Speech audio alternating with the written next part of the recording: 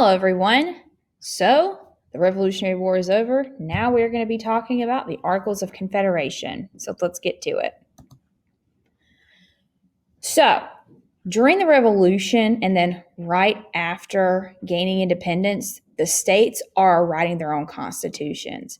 And they actually have a few things in common. Actually, a lot of things in common, but these are just a few of them. First, and we will talk about this as we go along in depth, but just to start out, you have a weak executive branch, you have separations of power, which we'll talk about that as well, and this idea of republicanism. A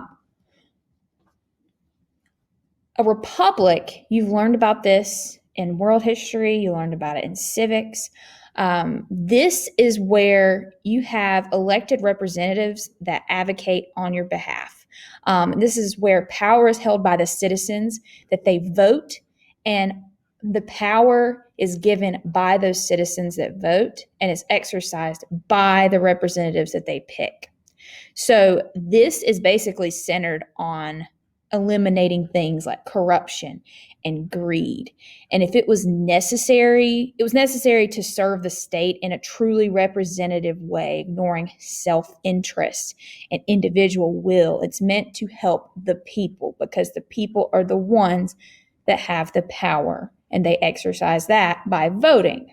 And something that's common whenever people are in favor of a republic, they feel that it requires the services of people who are willing to give up their own interests to work for the common good. During this time, they were guaranteed certain rights, like freedom of religion, press. We talked about that with the Zenger trial, speech, and equality in voting rights. Keep in mind, this is not true for everyone, okay? Women are not voting, and then you have African Americans who are enslaved, and so there are a lot of people who are left out of this. So the idea that you have 13 states that function independently but held together loosely as a nation, this was known as the Articles of Confederation. So this was seen as the first written constitution in the United States, and it was ratified in 1781. Here is actually a picture of the document. The process was a very long process to draw up these articles. It was slowed down by fears of central authority taking over, essentially, and a lot of different land claims by different states that were not necessarily in agreement with each other. So it was drafted in 1777, and it wasn't ratified until 1781. And so states were supposed to remain sovereign and independent, with Congress serving as their last resort as an appeal of disputes. Now, here are some of the three basic tenets that we're going to cover first. In the beginning, with the Articles of Confederation, you had only one branch of government, and it was Congress. Congress itself only had one house, so it was unicameral. You have now a bicameral legislature, but at first there was one house. The Articles of Confederation gave the power to do many things, but we'll talk about the things that it leaves out here in a minute. Entering treaties with the Native Americans, declaring war and signing treaties as far as foreign policy goes, borrowing money, coining money, yes. And then as far as representation of the states are concerned, you had each state with one vote. And that is regardless of population. So if you had a large state with a lot of people in it, it would have the same vote as a state that did not have, half or a quarter of the number of people there, which is not a representation of today. Here are some of the problems with the Articles of Confederation. And the key part of that is the weakness of the national government. And that was really the idea at the beginning.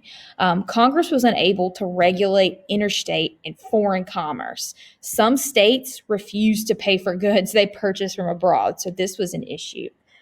They were unable to impose taxes. It can only borrow money on credit. No national court system was established to protect the rights of U.S. citizens. No executive branch was established to enforce laws. Amendments could only be added with the approval of all 13 states. The articles required a unanimous consent to any amendment. So all 13 statements had to agree.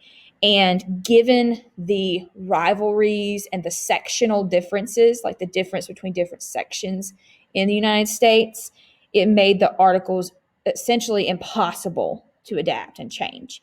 Approval of 9 out of 13 states was actually required to pass a law in Congress. This would not really happen because these sections of the nation, again, they would align with each other. Requiring this high of a supermajority made it very difficult to pass any legislation, and this legislation would affect all 13 states.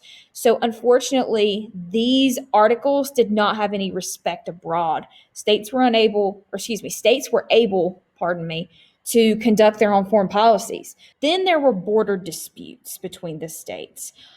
They had issues there. States had their own money systems. There wasn't a common currency in the Confederation era. The central government and the states, they each had separate money, which made trade between the states and even other countries very, very difficult.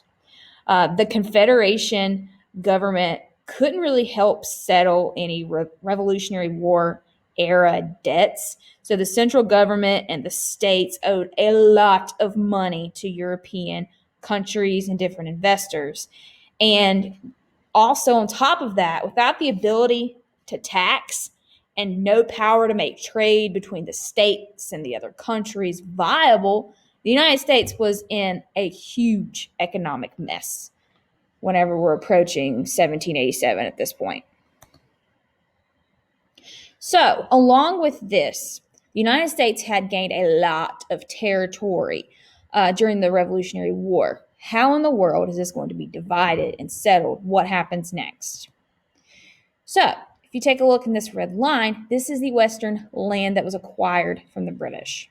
You have two pieces of legislation here. You have the Land Ordinance of 1785. So essentially, this is the plan to survey and divide the land. So the Treaty of Paris had formally ended the American Revolution, and the British relinquished the Ohio Country to the United States. However, the Confederation Congress had faced a lot of problems gaining control of the land. So also you have to think about this. Native American tribes did not agree with the claim that the land belonged to the United States. So numerous states also had said that they claimed this land. So there are a lot of issues here. The Confederation Congress, they implemented the ordinance, and it called for land north of the Ohio River and east of the Mississippi River to be divided into 10 states. So as the states and Native Americans relinquished their lands a little bit at a time, the government surveyors, they were to divide the territory into individual townships. So each township was to be a square. And each side, let me go to the next one. Sorry, guys. And each side of the square was supposed to be 6 miles in length. And the completed square would include a total of 36 square miles of territory. And then the township itself would be divided into 1 square mile sections, with each section encompassing about 640 acres. So each section received its own number. And then they had areas that were set aside for public schools, and then some to provide for American Revolution vets. And so it was an interesting way to set it up. Then you had the Northwest Ordinance of 1787. This was seen as the only real success of the Articles of Confederation. So basically, it proposed that 3 to 5 new states be created from the Northwest Territory. And instead of adopting the legal constructs within an existing state, each territory would have an appointed governor and council. And when the population of each territory reached 5,000, the residents could elect their own assembly. And when 60,000 people resided in a territory, they could draft a constitution and petition for full statehood. Now, The Northwest Ordinance banned slavery. Pro-slavery Southerners were actually willing to go along with this for the most part because they hoped the new states would be populated by white settlers from the South. They thought that although these Southerners would have no enslaved workers for themselves, they wouldn't join the abolition movement that was growing and gaining traction in the North. Abolition, that is the movement against slavery. And this is showing parts of the Northwest Territory. Okay, so let's talk about Shays' Rebellion really quickly. The states were in debt from the war, and so they decided to raise taxes. And this hits the war veterans very, very hard. So there were a series of violent attacks on different courthouses and other government properties in Massachusetts, and it eventually started to turn into a full-blown military confrontation in 1787. So most of these people, again, were ex-Revolutionary War soldiers, and then they turned into farmers, and they were against, again, these raised taxes. And it caused people to go into poverty and foreclose their properties. And so they're demanding that tax relief, currency reform, and forgiveness of their debts that they have. Now, this movement was named after Daniel Shays. He was a farmer and a former soldier. He fought at Bunker Hill, and he was one of several leaders in this insurrection, you could call it. These farmers, whenever they fought in the Revolutionary War, they received very little compensation. And so they were struggling to make ends meet at this point. These businesses in Boston, they were requiring farmers to pay up front for goods that they used to buy on credit or to barter for in years past. So instead of saying, hey, I'll buy this, can you put it on my tab, or let me trade you, now they're being forced to pay up front. And so at this point, there was no paper money, and these poor farmers had no access to gold or silver, so they were trapped. This is why they were looking for currency reform. So when these debts were not paid, their property was taken. So locals began to draft documents stating their grievances, and this basically did nothing. So they started doing other things like blocking judges from being able to enter their courthouses in and around Boston. So soon after this, Daniel Shays, he got together this large group and claimed that he was the leader of the rebellion, and people were saying that he was a potential dictator. But again, he was only one. So you have a very concerned Henry Knox. So he was a major artillery commander during the war, and he is going to actually be the first Secretary of War. Basically, he wrote to Washington and said that he was very concerned about these rebels and that they see the weaknesses in the government. And if they wanted to keep their land and the government the way it's functioning, they needed to change. So you had this group of men, they went in for an attack on an arsenal in Springfield, and they wanted to get access to weapons. So as they approached the arsenal, shots were fired at Daniel Shays and his men. The first two were warning shots, but after that, you had 2 dead, 20 wounded. You had other attacks. So after this, there was a new legislator, and it placed a moratorium on debts, and they also cut taxes. So they eased the economic burden.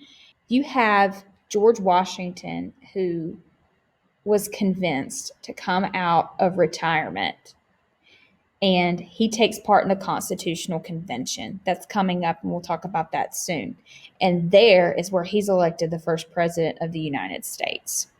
So the main thing you need to know about Shays' Rebellion is that it lasts for 2 years, yes. And the government is so weak that Shays' Rebellion exposes it, and it scares the crap out of the ruling class.